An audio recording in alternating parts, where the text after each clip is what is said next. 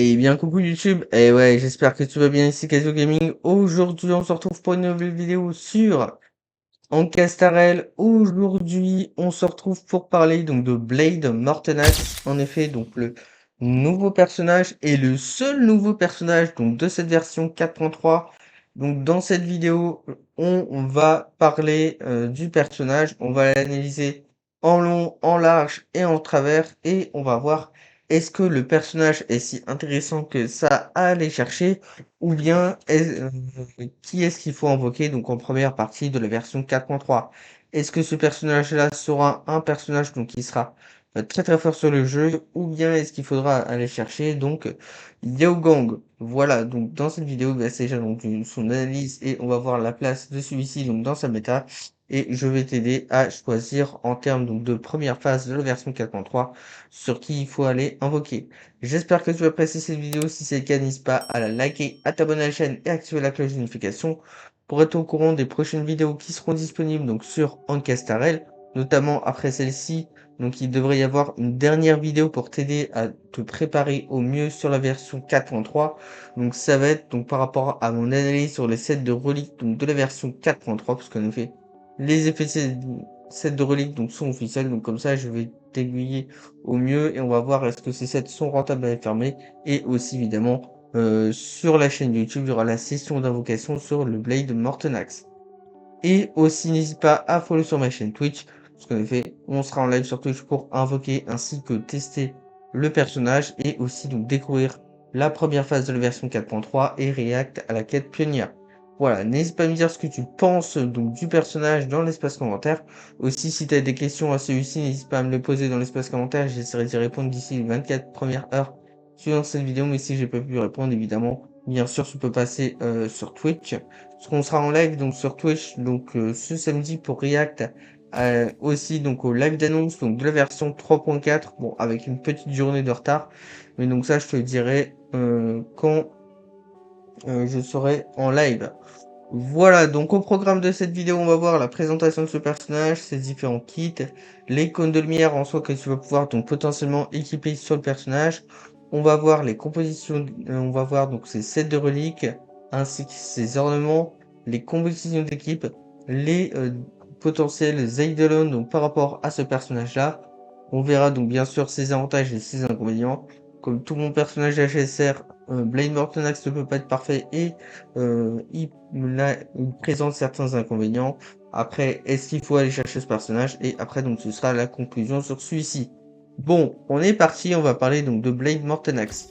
Comme tu le sais, il s'agit d'un personnage donc 5 étoiles suivant de la loi de la voie donc de la nihilité et un personnage donc d'élément feu qui sera un personnage donc qui sera très très fort sur le jeu puisque il va permettre donc de s'auto-renforcer par ses capacités, d'appliquer de la réduction de défense donc très très fréquente ainsi que de la vulnérabilité et avoir des attaques de suivi complémentaires. En soi, il s'agit d'un personnage offensif qui va avoir donc des capacités qui va nous permettre de déployer la zone spéciale. Quand celle-ci active, donc tes alliés vont pouvoir attaquer et appliquer des malus aux ennemis, tout comme une réduction de défense ou une vulnérabilité et quand tu vas faire tu vas déclencher des attaques de suivi complémentaires avec ce personnage. Donc on a des bonus qui sont très très forts sur le jeu avec celui-ci. Et ce personnage-là donc sera un personnage qui va être très très puissant. Comme d'habitude, l'attaque normale renforcée, on va la skip. On va très peu la faire. On va donc on va tout d'abord voir la compétence. Donc la compétence va permettre que Blade Mortenax donc, va consommer ses propres points de vie ainsi qu'infliger des dégâts de feu à tous les ennemis. On va pouvoir infliger des instances donc de dégâts supplémentaires, donc chacune infligeant des dégâts de feu mineurs à une cible ennemie aléatoire. Donc ce qu'il faut savoir, c'est que la compétence, en soi, au lieu de consommer donc un point de compétence comme d'habitude, comme toutes les compétences classiques, à la place, tu vas consommer donc des points de vie. Et donc tu vas pouvoir faire des dégâts de faux ennemis. Si tes points de vie donc sont insuffisants, donc ces derniers sont réduits à 1. Et quand tu n'es pas dans la posture court ou éternelle ou que tes points de vie sont égaux ou inférieurs à 1, tu ne peux pas utiliser cette compétence. Et comme j'ai dit, donc la compétence ne dépense pas de points de compétence. On va voir ton talent rétribution karmique, ça va permettre que en soi, quand tu actives donc ta zone, Après chaque attaque, donc une cible alliée donc lance sur un ennemi. Donc on va pouvoir appliquer donc le lien incandescent à la cible ennemie et qui va permettre d'avoir un point de charge. Et donc quand cette charge atteint un certain point et que ses PV vont supérieur ou égal à 1, tu vas consommer ce point de charge pour régénérer des points d'énergie et utiliser une fois en plus ta compétence. Et quand tu fais cette utilisation de compétence, elle est considérée comme une attaque de suivi. Donc c'est très très simple puisque en soi, avec ton outil, tu vas permettre d'invoquer une zone. Et dans cette zone, ce qu'il faut savoir, c'est que quand tu attaques avec un de tes alliés ou que un ennemi attaque ton Blade Mortal Axe, en soi, donc tu vas avoir un point de charge. Donc quand tu as le maximum de points de charge, ce qui est 9, en soi, tu déclenches donc ta compétence qui permet de faire des dégâts d'attaque de suivi. Maintenant, on va faire ton premier ultime qui s'appelle donc le Fornax X Corporé, qui va permettre d'appliquer l'incandescent à tous les ennemis. Les cibles ennemies donc dans cette posture, donc dans la posture lien incandescent, voire leur défense réduite, et des dégâts subis donc seront augmentés pendant plusieurs tours. Ensuite, donc tu vas consommer tes points de vie pour déployer une zone. Quand celle-ci est active, tu vas rentrer en posture donc courroux éternel. Ce qui est plutôt intéressant, c'est que dans cette posture, on va pouvoir gagner donc jusqu'à 20% de taux critique, ainsi que 60% de taux critique. Bon, bien sûr, par rapport à ces valeurs, ça peut changer, puisque j'ai pris donc d'un site qui est sujet à la bêta, donc du coup, il peut y avoir donc quelques changements. Et en soi, ce qui est très très intéressant, aussi ton attaque normale donc devient son attaque renforcée, mais ça on s'en fiche, vu comme je l'ai dit précédemment, on va jamais les faire. Et ta compétence, donc et donc on va débloquer de plus, donc, d'autre part, on débloque ta compétence et on débloque donc un nouvel ultime, donc le Tenax per Ignem. Quand tu subis un coup fatal, donc Blade Mortenax ne tombe pas à terre et donc dissipe la zone et récupère des PV. Donc c'est à peu près en soi 50% de points de vie. Et quand tu es dans cette posture, donc tu vas avoir un compte à rebours donc correspondant qui apparaît dans ton ordre d'action et tu vas avoir une vitesse fixe en soi comme Agley et comme Firefly. Puisque voilà, donc ce qu'il faut savoir c'est que quand tu utilises son ultime, donc tu vas invoquer une zone et aussi donc tu vas avoir l'ordre d'action donc fixe et aussi, ce qui peut vraiment paraître très très compliqué, c'est que si jamais tu reçois assez d'énergie, donc pour débloquer ton second ultime, il va falloir bien timer, puisque ce qui est dommage, c'est que en soi, si tu times, enfin, va falloir bien gérer pour bien concorder et utiliser le second ultime au bon moment. Et si tu l'utilises pas au bon moment, bah en soi, va falloir réattendre une autre rotation donc pour avoir l'énergie complémentaire. Et son second ultime, c'est un expert ignoble qui fait des dégâts de feu massifs à tous les ennemis. T'as la technique qui va permettre d'engager immédiatement le combat et après celui-ci, donc tu vas entrer en provocation à tous les ennemis. Donc et donc à tous les ennemis donc pendant un tour. Et donc tu vas réduire les dégâts de cette unité pendant un certain nombre de tours. On a donc trois passifs. Le premier passif qui va permettre que on va pouvoir accumuler un certain nombre de points d'énergie en excédent. Donc ça, ce qui est vraiment très très intéressant si tu veux récupérer ton ultime. Aussi, après que tu l'aies lancé, donc ton énergie sera consommée et si ton énergie est inférieure à 75% au début du combat ou quand ta zone se dissipe, elle est automatiquement à 75%. Aussi pour information, donc il faut à peu près donc 160 énergie pour lancer tes ultimes et quand ton énergie est au maximum, tous les bonus donc sont dissipés. Aussi, son second passif, c'est que quand ta zone est active, donc on augmente les chances donc, d'être attaqué par les ennemis. Les dégâts donc subis sont réduits et on va augmenter les soins reçus. Donc ça c'est pareil, c'est de 50% à chaque fois. Donc ça, ce qui est vraiment très très intéressant. Et aussi après que tu as attaqué, tu vas appliquer à l'état lien incandescent à l'assaillant et on va obtenir une point de charge supplémentaire. Comme ça, on en a un petit peu plus. C'est très très cool. Et donc, ce dernier passif, c'est que quand ta zone est active, les dégâts infligés par les cibles ennemies augmentent. Et aussi, ce qui est vraiment beaucoup plus intéressant, c'est le troisième passif qui, on va dire, oriente un petit peu donc les teams dans lesquels on va jouer pour le personnage. C'est que si l'équipe alliée contre d'autres personnages, donc milité en plus de celui-ci, les dégâts d'ultime, donc des cibles alliées, vont augmenter, donc ça va être de 75%, donc dans l'ordre. Et donc sinon, les dégâts infligés donc par Blade Vortex donc vont augmenter davantage. Ce qui peut être plutôt cool, c'est que si tu n'utilises pas d'autres alliés, celui-ci, donc on va pouvoir augmenter ses dégâts personnels. Et aussi, donc, ce dernier passif, donc, il oriente le fait que ce personnage a vachement été designé pour Acheron, puisqu'en soi, pour rappel, la majorité des dégâts que tu fais avec Acheron, c'est avec ton ultime. Maintenant, on va voir les différents matériaux qui s'affichent à l'écran. Bon, de toute façon, tu as les informations in-game par rapport à ces matériaux donc qui sont à farmer. Aussi, tu vas te poser la question, mais quelles sont les capacités à augmenter en priorité sur le personnage? Déjà, le personnage, je te conseille de l'augmenter donc jusqu'à son niveau maximum et d'activer donc ses passifs. Et en termes donc de capacité, tu vas tout d'abord augmenter donc l'ultime, suivi donc de ta compétence, suivi de ton attaque normale, et à la fin donc ce sera le talent de ce personnage. Ensuite, en termes donc de cône, tu vas voir son meilleur cône, donc il s'agit donc de son cône signature, donc la refonte infernale, ce qui va permettre d'augmenter jusqu'à 30% tes points de vie, et au début de son tour, on va pouvoir récupérer jusqu'à 20 points d'énergie fixe. Cet effet se déclenche une fois par vague, et après que le porteur a utilisé sa compétence pour attaquer, tu vas appliquer l'état purgatoire aux cibles donc pendant une durée de 2 tours, et dans cette posture, on gagne 30% de dégâts critiques, et les dégâts critiques suivis lors des attaques du porteur sont augmentés de 30%. Donc sur le papier, c'est le cône de lumière signature. Évidemment, donc par rapport à cet effet, ce qui est vraiment très intéressant, puisqu'elle synergise bien avec le personnage, mais ce n'est pas le seul cône de lumière que tu peux éventuellement, potentiellement équiper au personnage. Parce qu'en termes de autre que celui-ci, ce qui est plutôt pas mal, c'est que on a aussi donc le cône de lumière de Cypher, mais pour avoir tous les bonus donc du cône de lumière de Cypher, il faut que tu aies 170 de vitesse pour le Blade Morton Axe. Ensuite, donc tu as ces cônes-là, qui va permettre donc d'avoir un bonus donc des diminutions de défense. Ensuite, on va voir un très bon cône free-to-play pour récupérer de l'énergie. Et donc, il s'agit donc du cône tutoriel. Un autre très bon cône donc que tu peux avoir via tes invocations qui nous permet donc de regagner de l'énergie et des chances donc d'application d'effets, qu'il s'agit donc du cône de révolution brillante. Tu as aussi un autre très bon cône pour la vitesse, mais au Battle Pass. Aussi, on a également donc un autre cône, le cône d'Acheron via donc les gachas, donc en bannière temporaire d'armes.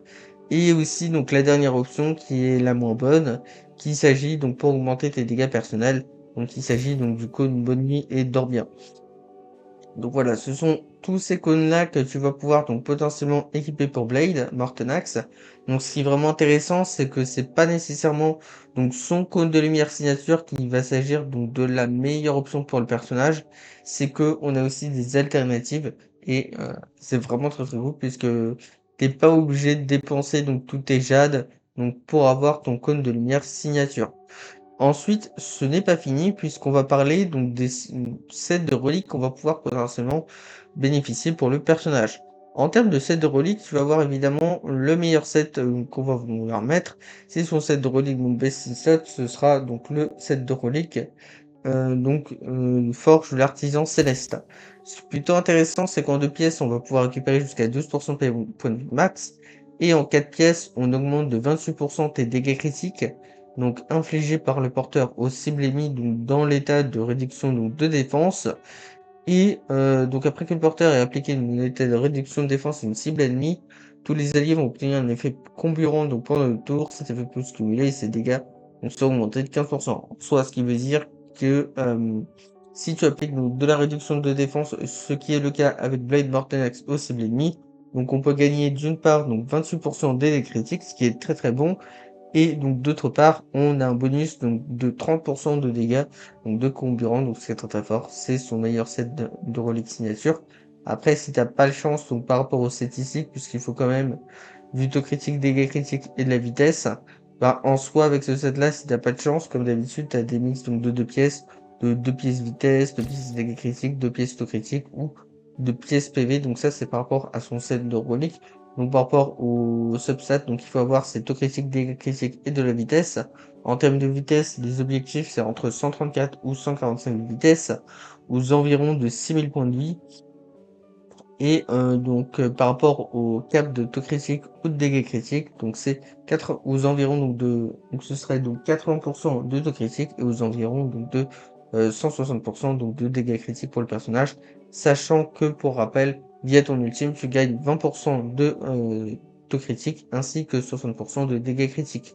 Donc en termes d'ornement, on va voir donc le 2 pièces, donc tranquille demeure des eaux, ainsi donc ça c'est pour sa version DPS, et donc pour sa version support, donc c'est le nouveau set qui est disponible donc en version 4.1. Et donc du coup, tu vas me poser la question, donc en soi, qu'est-ce que font donc ces différents sets là? Donc je vais t'apporter une réponse. Donc le tranquille demeure des eaux, donc ça c'est le set donc de Castoris. Et en soi, donc ce set-là, donc il va te permettre, donc en 2 pièces, donc il va te permettre, voilà, donc le tranquille demeure des os, donc il va te permettre en 2 pièces d'augmenter donc de 12% tes points de vie max, et si ces derniers sont supérieurs à 20 000, on a encore une fois en bonus donc de 28% de dégâts critiques, donc du porteur et ceux du même esprit, donc ce qui est parfait. Parce que via son set de reliques et son set d'ornement, donc on a près de 56% de bonus de dégâts critiques, ce qui est excellent pour le personnage. Aussi, par rapport au donc ça c'est tout. Donc ça c'est le tranquille demeure des os. Après donc comme tu dis, donc tu as ce set là en termes donc de sa version support qui peuvent être vraiment très très intéressants. C'est donc le pièce épicentre du cosmos qui va permettre que quand tu vas utiliser ton attaque de suivi, ça va être le cas après avoir utilisé donc tu sais en soi tes charges. Donc tes 9 charges, tu vas vouloir faire une compétence et ces dégâts sont considérés comme des dégâts des attaques de suivi. Ton attaque sera boostée de 24% pendant 2 tours et quand ta cible ennemie est éliminée, donc on va buffer de 12% les dégâts critiques de tous les alliés, ce qui est excellent. Aussi, donc tu as le pièce, donc le 2 pièces donc, de Von Vac et donc le 2 pièces de Duran. Donc le pièce de Von Vac en soi c'est pour accélérer donc son action sur le terrain, puisque grâce à celui-ci on récupère 5% donc de recharge, et si ta vitesse est supérieure ou égale à 120, ton action donc sera avancée donc de 40% dès l'entrée en combat, c'est très très fort. Et aussi donc le dernier, ce sera donc le set de DPS donc de Duran, qui peut être vraiment très très intéressant puisqu'on va vouloir utiliser une attaque du suivi, donc tu sais encore une fois quand tu as tes charge. On va gagner un cumul de mérite cumulable jusqu'à 5 fois, et donc à chaque attaque de suivi, on va avoir un bonus donc de 5%, et quand tu as 5 cumuls donc du mérite, donc tes cumuls, une fois enfin, à chaque fois que tu fais des attaques de suivi, on va avoir jusqu'à 25% donc de bonus de dégâts critiques, ce qui est très très bien. Aussi donc en termes de torse de Térolique, ce sera un torse critique, une botte vitesse ou PV pour cent, une orbe donc dégâts de feu ou PV pour cent, ainsi qu'une corde PV pour cent ou recharge d'énergie. Aussi tu as des capacités bonus activées, donc on récupère 10% de PV, jusqu'à 12% donc de taux critique, ainsi que 22,4% donc d'augmentation de dégâts de feu. Alors, aussi, donc, par rapport aux synergies, donc, d'équipe, donc, dans quel team on va pouvoir, donc, potentiellement, le personnage va pouvoir potentiellement synergiser. Donc, le personnage, donc, il va vraiment très très bien synergiser avec les personnages, donc, d'Acheron et Ashbay. Pour Acheron, comme je t'ai dit précédemment, c'est pas une surprise, parce que, en soi, la majorité des dégâts, donc, d'Acheron, c'est avec ton ultime, et on a une augmentation, donc, aux environs, donc, de 64%. Donc ce qui est excellent. H-Veil, c'est parfait puisque avec le personnage, donc quand tu as tes charge, tu vas vouloir faire des dégâts et ces dégâts sont considérés comme des attaques du suivi. Donc c'est le meilleur support pour H-Veil. Donc ces personnages-là sont les meilleurs personnages où tu vas pouvoir performer avec donc en soi donc ton Blade Mortenax. Et après aussi, donc pour tes teams, tu fais tes compositions d'équipe avec ce que tu fais, donc enfin avec ce que tu as. La meilleure alliée donc dans les teams Acheron, donc ce serait Cypher, mais tu fais en fonction de ce que tu as avec ton compte, ça va suffire amplement et largement. Donc ça, ce seront les meilleurs DPS. Ce qui est vraiment plutôt intéressant, c'est que aussi ils marchent avec d'autres personnages, donc ils focalisent en fonction donc de leurs attaques du suivi, donc et leurs dégâts et qui focus leurs dégâts en fonction de leur ultime. Donc notamment c'est le cas avec Fei Xiao ainsi que Yunli, ce qui est vraiment très très intéressant puisque avec Fei Xiao, elle avait fait revenir donc ce personnage de l'enfer puisque c'était vraiment très très compliqué donc par rapport à ses performances et ses performances sont rehaussées grâce à l'arrivée de Blade Mortenax. Yuni, ça sera la même chose. On aura également Archer, Cyber, Jade, Dr. Ratio, etc. Bon, Archer, déjà que c'était un très très bon personnage main DPS. Celui-ci donc devient encore meilleur avec l'arrivée donc de Blade Mortenax. Après, Jade et Saber, comme tu fais, et Dr. Ratio, comme tu fais des attaques du suivi, ce sont des personnages donc, qui sont très très forts. Donc avec Blade Mortenax. Après aussi, si tu n'as pas, donc tu sais, donc tu as une composition autour de Castoris. Si tu n'as pas Sirène, donc tu peux remplacer Sirène par Blade Mortenax.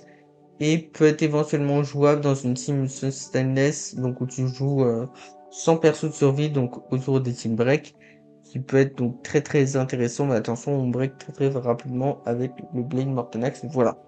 En gros, ce qui est vraiment très très fort, c'est que tu as beaucoup de compositions d'équipe avec lui et qui va permettre donc de rehausser d'anciens personnages qui sont plus joués sur le jeu et il va permettre de les remettre au niveau dans la méta, ce qui est vraiment extrêmement intéressant donc par rapport à celui-ci, donc ce qui est vraiment très très fort. Maintenant, on va voir donc les potentiels doublons donc que tu vas pouvoir avoir sur le personnage.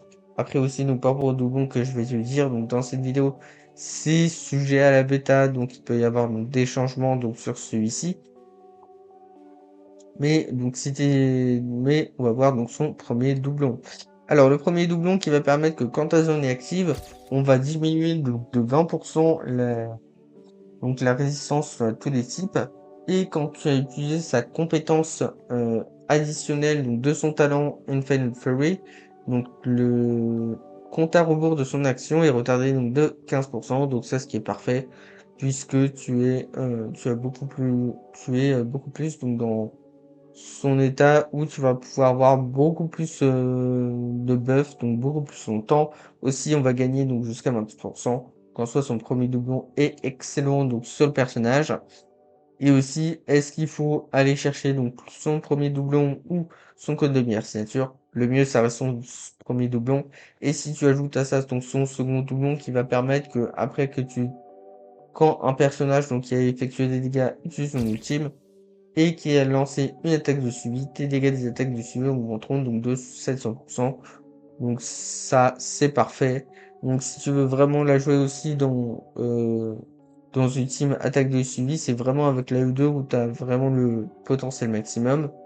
On a également donc la E4 qui est vraiment très très intéressante puisque on a un bonus de dégâts donc complémentaire de 50%. Et la E6, c'est que quand ta zone est active, quand tu vas prendre des dégâts avec ton blade ou consommer des points de vie, donc tu vas récupérer une charge et donc tu vas pouvoir les déclencher. Une fois après le tour, tes dégâts multiplicateurs de son second ultime sont augmentés donc de 150% de dégâts en plus. Donc c'est vraiment très très intéressant pour le personnage. Alors, du coup, quels sont les avantages et les inconvénients? Déjà, on va commencer par les avantages. Donc, Blade Mortenax est un personnage qui est très très intéressant. C'est un personnage qui est extrêmement flexible puisque tu as énormément de teams à aller chercher par rapport à celui-ci. Aussi, on va dire que c'est un personnage qui est relativement simple à build et aussi donc par rapport au substat donc de vitesse, donc c'est vraiment assez accessible. Donc par rapport à celui-ci, donc je dirais, et franchement c'est un personnage qui est très très flexible puisqu'il va dans énormément d'équipes.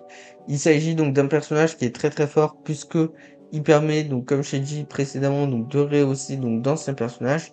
C'est très très intéressant. Aussi par rapport à ses stats, c'est assez simple à build puisque via son kit et aussi via son set de reliques et son set d'ornements, donc tu récupères énormément donc de statistiques, donc de tes statistiques critiques. Donc, ce qui simplifie donc un petit peu le build donc de celui-ci.